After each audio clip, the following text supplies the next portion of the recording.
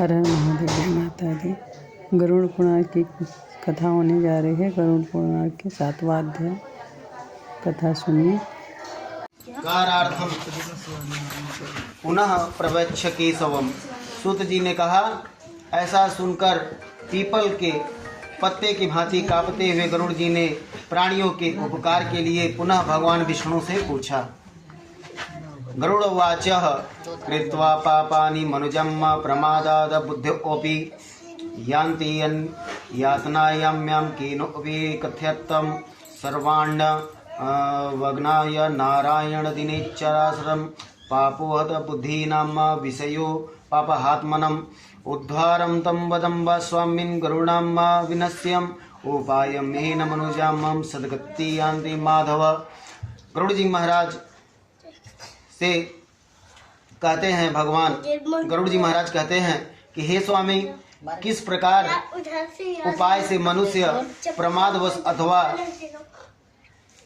जानकर पाप कर्मों कर जान करके भी पाप कर्मों को यम की यातनाओं को प्राप्त न हो, ऐसे कहिए। संसार रूपी सागर में डूबे हुए दीन चित्त वाले पाप से नष्ट बुद्धि वाले विषयों के कारण दूषित आत्मा वाले मनुष्यों का उद्धार किस प्रकार से हो पाएगा? पुराण में सुनिश्चित किए गए उपायों को बताइए जिससे मनुष्य को सद्गति प्राप्त हो सके।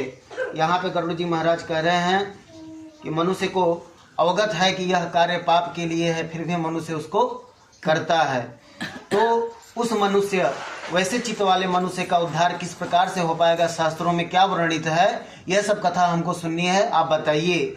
गरुड़ जी महाराज के पूछने पर भगवान जी, श्री भगवान नारायण उत्तर देते हैं कि साधु पुष्टम त्वया तार्क्षम मनुष्याणम हिताय वे शृणु स्वामी वही तो भूत्वाम सर्वे कथयाम्यहम दुर्गति कथितां पुत्राणां पापिनः पुत्राणां धर्मिपाणां च कदाचित् केश्वरः पुत्र जन्मनिरोधयः स्यादितिं केपानां कर्मणां स्यादिं कल्चितम् इति श्रुत्वा तत्रोऽपि प्रसादयितं हरिवंशं श्रुत्वा सतचण्डी विधानतः भक्त्यां श्री संव्यं पुत्रपौत्री ध्यास्तुति। हाँ बताइए। अभी नहीं, थोड़ी देर बाद गरुड़ पुराण कहते उसके बाद बात करेला, ठीक है?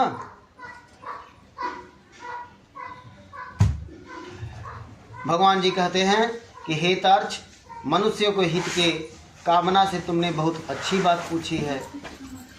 सावधान होकर सुनो, मैं तुम्हें सब कुछ बताता हूँ।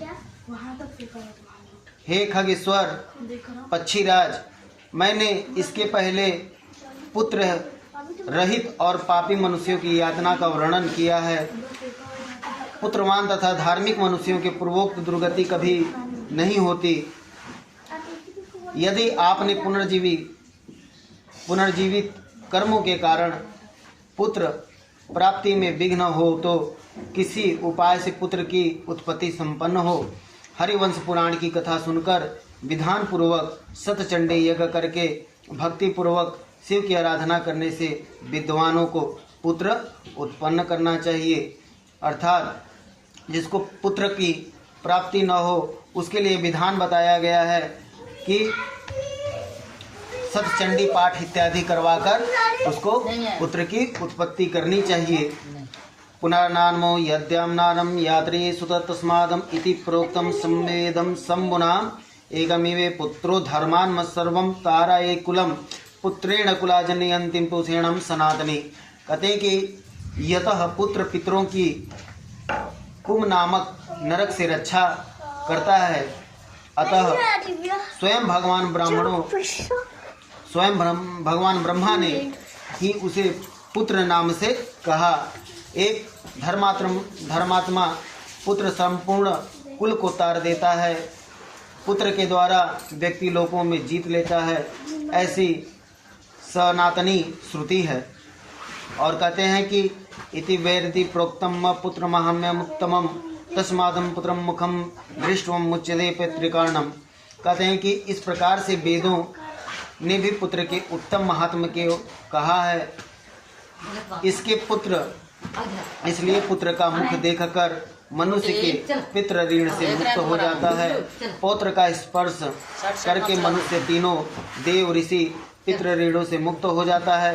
इस प्रकार पुत्र पौत्र के पौत्रार्थ से यमलोक का अतिक्रमण करके स्वर्ग आदि को प्राप्त करता हुआ ब्रह्म विवाह की विधि से ब्याही गई पत्नी से उत्पन्न औरत पुत्र ऊर्ध्व गति प्राप्त कराता है और संग्रहित पुत्र को औद्योगिक और ले और जाता है।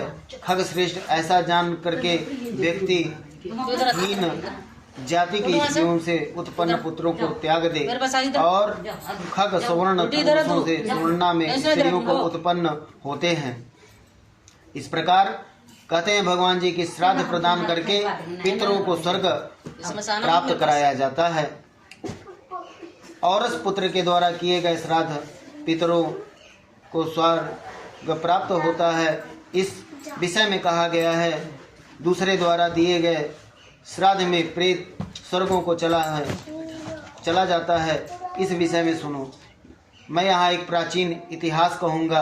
अर्ध देहिक दान के श्रेष्ठ महात्मा को सूचित करता है। कहते हैं कि हेतार्च पूर्व काल में एक त्रेता युग में महोदय नाम के रमणीय नगर में महाबलशाली और धर्मपरायण बभ्रुवाहन नामक एक राजा रहता था।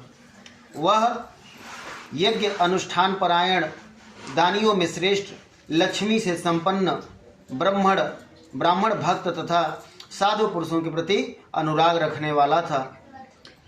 शील एवं आचार आदि गुणों से युक्त स्वजनों के प्रति अपनत्व का भाव रखता था और इतर जानों के प्रति दया के भाव से संपन्न था। छात्र धर्मपरायण और उस पुत्र की प्राप्ति धर्मपूर्वक अपनी प्रजा का पालन करता था और दंड देने योग्य अपराधियों को दंड ही देता था। वह महाबाहु किसी समय सेना के साथ मृगया के लिए नाना वृक्षों से युक्त एक घनघोर वन में प्रविष्ट कर गया। वहाँ नाना मृगणों पशुओं से व्याप्त अनेक पक्षियों से निनादित उस वन के मध्य में दूसरे एक मृग को देखा। राजा के द्वारा सुदृढ़ बाणों से विद्ध वह मृग बाण सहित जंगल में अदृश्य हो गया। रुधि से गीली हुई घास पर अंकित चिन्ह से राजा ने उसका पीछा किया। तब मृग के प्रसंग से वह राजा दूसरे वन में जा पहुंचा। भूख प्यास से सूखे हुए कंठ वाला तथा परिश्रम के संताप से पीड़ित उस राजा ने एक जलाशय के समीप पहुंचकर घोड़े के साथ उसमें स्नान किया तथा कमल की गंधाकी से सुगंधित शीतल जल का पान किया और उसके बाद जलाशय के बाहर निकलकर श्रम रहित राजा ब्रह्मवाहन ने वृक्ष रूपी विशाल शाखाओं के फैले हुए मनोहर शीतल छाया वाले तथा पक्षी समूहों से कुंजित एक बट वृक्ष देखा। वह वृक्ष संपूर्ण वन की महती पात की भांति स्थित था। उसकी जड़ के पास जाकर राजा बैठ गया। उसके बाद राजा ने भूख प्यास से व्याकुल इंद्रियों वाले ऊपर की ओर उठे हुए बालों वाले अत्यंत मलिन कुबड़े और मांस रहित एक भयावह प्रेत को देखा। उस विकृति आकृति वाले भयावह प्रेत को देखकर बभ्रुवाहन विस्मित हो गए और प्रेत भी घने जंगल में आए हुए राजा को देखकर चकित हो गए। समुस्तुक मन वाला होकर वह प्रेतराज उसके पास आया और बोला, हे तार्च। तब उस प्रेतराज ने राजा से कहा, आपके संबंध में मैंने प्रेत भाव का त्याग कर दिया है, अर्थात मेरा प्रेत भाव छूट गया है और मैं परम शांति को प्राप्त हो गया हूँ तथा धन्यतर हो गया हूँ।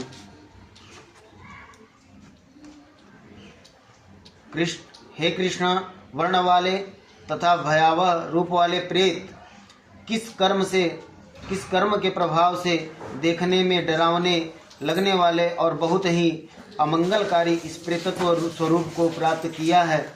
हे तात, अपने प्रेतत्व की प्राप्ति का सारा कारण बताओ, मैं तुमसे वह सब कहूँगा। दान से तुम्हारा प्रेतत्व नष्ट हो जाएगा।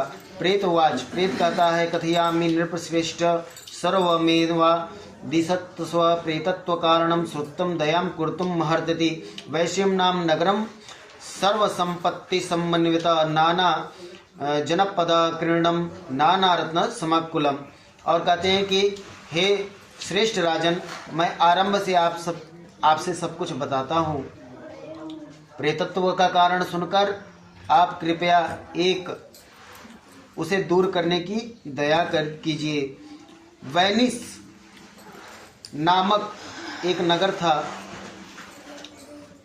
जो सभी प्रकार की संपत्तियों से समृद्ध, नाना जनपदों से व्याप्त, अनेक प्रकार के रत्नों से परिपूर्ण, धनिकों के भवनों तथा देव राजप्रसाद से सुशोभित था।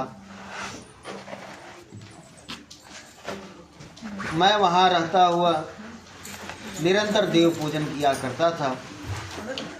आपको विदित होना चाहिए कि मैं वैश्य जाति में उत्पन्न हुआ हूँ और मेरा नाम सुदेव था। मैंने हव्य प्रदान करके देवताओं तथा कव्य प्रदान करके पितरों का तर्पण किया, अनेक प्रकार के दान से ब्राह्मणों को संतुष्ट किया और अनेक बार दीन, अंधे, कृपण मनुष्यों को अन्न दिया था। किंतु हे राजन, मेरा यह सारा सत्कर्म मेरे दुर्दैव से निष्फल हो गया, जिस कारण मेरा सुकृति निष्फल हुआ है वह मैं आपको बताता हूँ। मुझे कोई संतान नहीं है, मेरा कोई सुहृद नहीं है, कोई बंधु बांधव नहीं है और न ही कोई इष्ट मित्र है मेरा। अर्धदेही क्रिया करता। हे महाराज, जिस व्यक्ति के उद्देश्य में खोड़स मासिक श्राद्ध नहीं किए जाते, सैकड़ों श्राद्ध करने पर भी उसका प्रेतत्व सूर्य स्थित नष्ट नहीं होता, अर्थात दूर नहीं होता।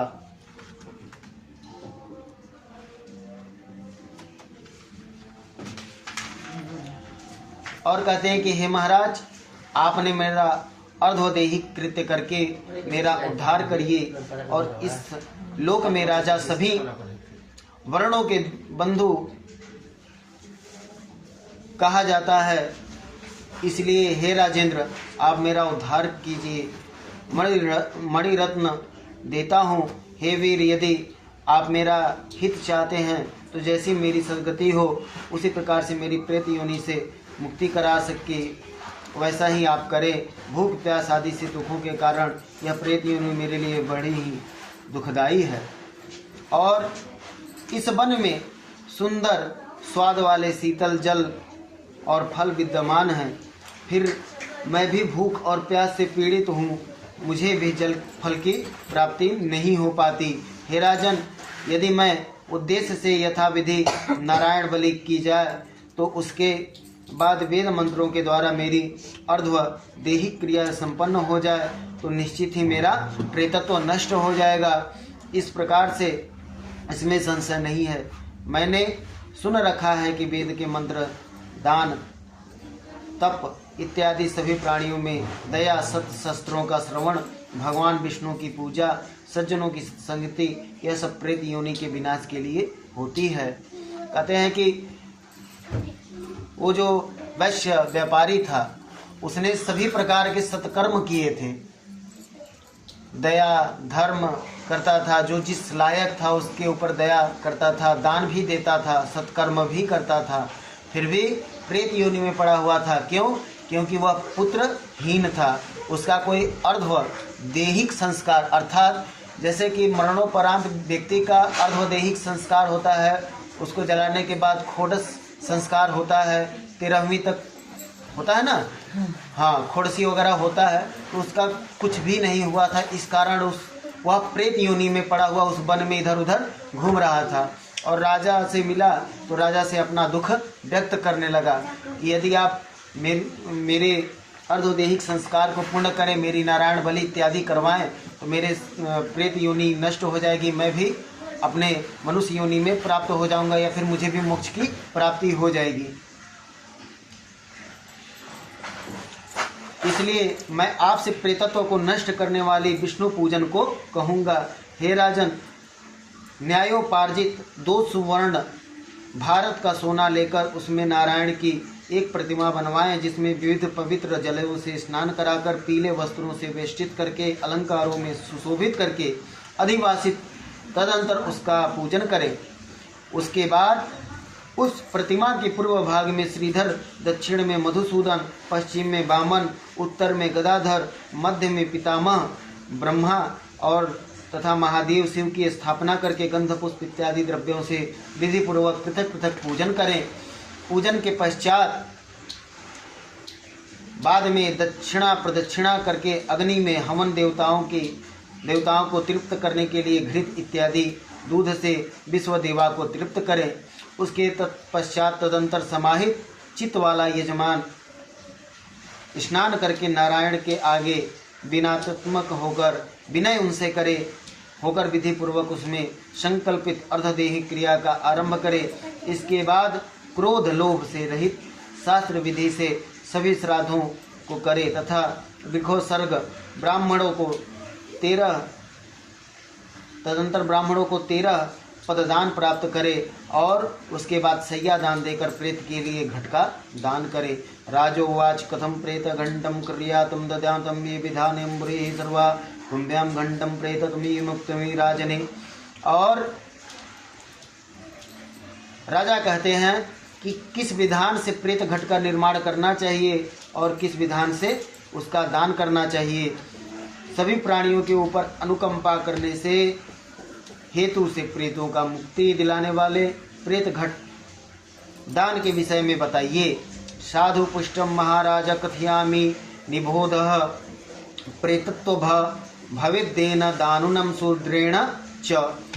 कहते हैं कि हे महाराज, आपने ठीक पूछा है, जिस सुदृढ़ दान से प्रेतत्व नहीं होता उसे मैं कहता हूँ। आप ध्यान से सुने, प्रेत घट का दान सभी प्रकार से अमंगलों को विनाश करने वाला होता है और सोने का एक घट बनकर उसमें दूध घी आदि से भरकर भक्ति पूर्वक प्रमाण करके ब्राह्मणों को दान कर दे। तुम्हें अन्य सैकड़ों दानों की देने की क्या आवश्यकता है। और हे राजन, उस घट के मध्य में ब्रह्मा विष्णु तथा कल्याण करने वाले अविनाशी शंकर की स्थापना करें एवं घट के विविच्छित पूर्वा करके घी के उसमें हिरण्यमय का घट का दान करना चाहिए। और प्रेतत्व की निवृत्ति के लिए सभी दानों में श्रेष्ठ महापातकों के नाश करने वाले इस प्रकार से दान को श्राद्ध पूर्वक करना चाहिए। श्री भगवान उवाच संजल्प तस्य प्रेतेन सह कश्यप सेना जागनम मुदम हस्त्वा रथ कुंसला ततो बले समायादे ततो रागे मणिम नमस्कृत्यम पुनः तार्छ प्रेतो दर्शनम नमेन्वा। कहते हैं, भगवान कहते हैं कि हे कश्यप पुत्र गरुड़,